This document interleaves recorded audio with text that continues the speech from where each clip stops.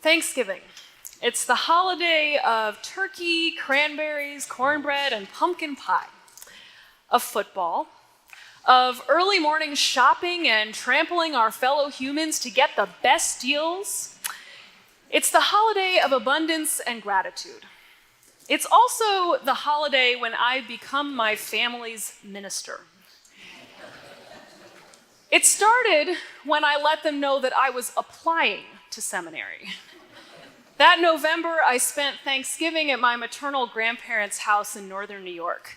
They are a large Catholic family. My mom is one of 9, and when you add in spouses and children, it's huge. My grandfather had died 2 years earlier, and he had 2 important responsibilities at holiday meals: making pies and saying grace. Now, pies had been covered, but when it came time to assign roles and dishes, next to my name, it said, "Say grace." It was my first time offering a prayer in any group setting, and so I was a little nervous. Like the cowboy in our first reading who blurted out a prayer of thanksgiving in a situation of danger, I worried that I would say something that sounded stupid or was inappropriate to the context. And so I got down to the business of preparation. I ended up bringing The Table Grace by Elizabeth Green that you heard earlier. It was unlike any grace said around that table before. It remains one of my favorite prayers, which I return to again and again and share with others. We ask no blessing upon this food, nor upon ourselves, because the blessing is always here if we but pay attention, she reminds us. Now, the other side of my family sometimes does a group grace of sorts before the Thanksgiving meal. We go around the table, giving each person an opportunity to share something that they are thankful for. Like Elizabeth Green suggests, we don't need to always invite blessings to come to the table. Through this practice, we name the blessings already present in our lives, in our family, and on the table in front of us. Now, if we trust the education most of us received as children, we might think that this is what the first Thanksgiving was about. We have rosy visions of pilgrims and Native Americans sitting down peacefully together at a long table for a harvest celebration feast. You bring the turkey and I'll bring the corn and they'll say grace. But not quite. This vision is a 19th century invention. There was a 3-day feast in 1621 in which the Pilgrims and Wampanoags celebrated a successful harvest. And they didn't call it Thanksgiving. There was likely a lot of tension around that table, far worse than any family tension you or I know. Peace, at whatever level it existed, was short-lived. The first day, called Thanksgiving, was organized by the Pilgrim churches to celebrate a massacre of heathen savages. As massacres became more frequent, so did the Thanksgiving feasts. This continued until George Washington suggested that they set aside 1 day per year to celebrate. It wasn't an official national holiday until Abraham Lincoln made it so, in the same year that he ordered troops to march against the starving Sioux tribe in Minnesota. Thanksgiving is a complicated holiday on so many levels. It originated with celebrations of racism and genocide. For many Native Americans today, it's a national day of mourning. There are large gatherings in Plymouth, Massachusetts to mark this day and to remember the loss of millions of lives and large swaths of native land. But for most of the rest of us, Thanksgiving has become a happy, harmless feast of abundance and gratitude. So how shall we approach Thanksgiving and the practice of giving thanks as progressive religious people? The practice of cultivating gratitude is not only about making lists or noticing how much I have compared to others.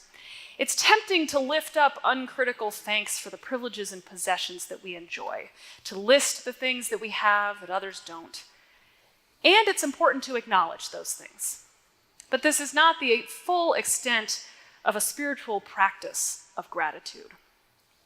Gratitude, or having a grateful heart, is at its core about relationship.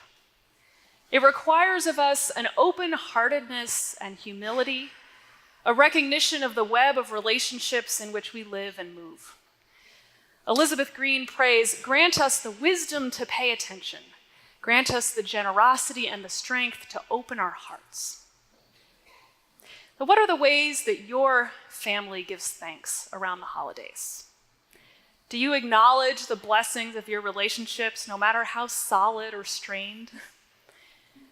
Part of why I love Green's prayer so much is because it includes an acknowledgement that what we know of the sacred, we know through these bodies and through these connections. Elie Wiesel, a Holocaust survivor, teaches us that gratitude does not always emerge from good fortune or happiness. As he puts it, gratitude emerges from the kingdom of night. Thanksgiving can come from difficult times. This was the case for the Pilgrims, who were horrible farmers and had been starving until they finally had a good harvest. The problem was their Thanksgiving took the form not of humble gratitude, but of superiority, which was channeled into the destruction of Native American life and land. Science suggests that giving thanks can also help us to overcome hardship. We know that life, like the cowboy says, is a heck of a ride. But when our response to life itself is gratitude, we can sometimes experience life differently. Dr. Robert Emmons, a professor of psychology at the University of California in Davis, says that a grateful attitude is essential. He's considered one of the foremost scientists focused on gratitude. He says, in the face of demoralization, gratitude has the power to energize. In the face of brokenness, gratitude has the power to heal. In the face of despair, gratitude has the power to bring hope. In other words, gratitude can help us to cope with hard times. I want to tell you the story of a man that I heard about a couple years ago, a man named John Kralik, whose life, I think, offers evidence of the truth of Emmons' conclusions. When John was 5 years old, his grandfather gave him a precious silver dollar. And this was in 1960, so a silver dollar really wowed this little 5-year-old. And his grandfather told him, "John, if you write a thank you note, I will send you another one." And that's how thank you notes work, he said. So John wrote his grandfather a thank you note, and his grandfather sent him a second silver dollar. But John failed to really take in that message that his grandfather had given him, and he did not write a thank you note for the second one, and so he never received a third silver dollar. John grew up to be a lawyer. He had his own practice and had dreams of being wildly successful. He imagined himself writing lots of handwritten notes, and so he had his office manager order personal stationery, several hundred note cards with his law office's return address beautifully printed on the matching envelopes. But in 2007, he found himself at an all-time low in his life. His marriage was falling apart, his law firm was struggling and lost its office space. He was overweight and out of shape, living in a small, hot apartment and struggling to pay his bills. One day he was out for a walk, and it just popped into his mind a memory of his grandfather and the lesson that he had tried to teach him. And he came up with a brilliant way to use all that law firm stationery with the incorrect address on it. He would write a thank you note every day for a year. But what could he be grateful for at that time in his life? The way his life was going, it wasn't readily apparent. But he chose to say thank you. He began with the way that he greeted people. When they asked, "How are you doing?" instead of reporting the latest development in one of his struggles, he would note something that he was grateful for. And as he started expressing his gratitude more, writing thank you notes to clients who paid bills on time, to friendly baristas at the coffee shop, to people who gave him gifts, and to coworkers who were kind or helpful, he began feeling happier and more grateful as a result. It really forced him to examine his life, which he had viewed as awful and sad and in the dumps. And when he really looked, he realized that he was better off than he had been willing to admit. Kralik wrote a whole book about this year-long project, which actually ended up stretching for longer than a year. By the time the second edition of his book came out, he had written almost 800 thank you notes, keeping track of every single one in an Excel spreadsheet. Yeah. Now, he admits that some people may hear this story and think that this is a cheesy self-help system or a way of cultivating an artificial state of well-being. But Kralik says that he was simply engaging in a custom that his grandfather had attempted to teach him 50 years before. And in reflecting back on this project, Kralik says that this disciplined expression of gratitude made him a better and happier person overall. So how do we cultivate gratitude in hard times? When we lose a job or a loved one, when the country seems to be falling apart, when it seems like we have no peace? I would suggest that we actually go the way of the cowboy. When the horse you're on and the steer that you've lassoed are barreling towards opposite sides of the tree ahead and you don't know what to do otherwise, call out the best Thanksgiving prayer that you know. In the words of the poet Mary Oliver, praying doesn't have to be the blue iris. It could be weeds in a vacant lot, or a few small stones. Just pay attention. Then patch a few words together and don't try to make them elaborate. This isn't a contest, but the doorway into thanks and a silence in which another voice may speak. Giving thanks opens the doorway of our hearts, allowing us to connect with what sustains us and to recognize the blessings that exist all around us. John Kralik, through the practice of writing thank you notes to baristas and clients and friends, opened the doorway of his heart. They were a simple expression of how his life and well-being were connected to others, and a recognition of the goodness to be found all over the place. Though I guess there was nothing elaborate about these thank you notes. We know scientifically that no one exists completely in isolation. We are made up of parts, atoms, which are borrowed from, shared with, and related to others.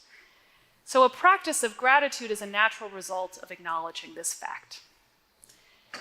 Religion from the Latin ligare means to bind.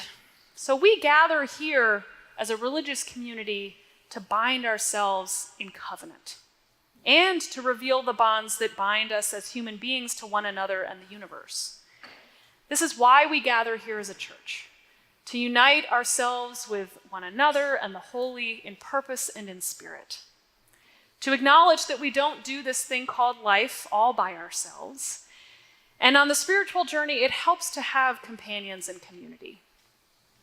So although life has peaks and valleys, and although the conditions out there may seem rough, we do have much for which we can give thanks. But may our thanks take the form of open, humble, open-hearted gratitude. This is a practice that we can engage in not only as a personal spiritual practice, but also together here at church and around our holiday tables this week and in the coming months. We might say, Lord, make us grateful for these blessings we are about to receive. We might say, what a gift to be here together, sharing our food, our spirit, ourselves. Or we might say the words of the psalmists who wrote, "This is the day we are given. Let us rejoice and be glad in it."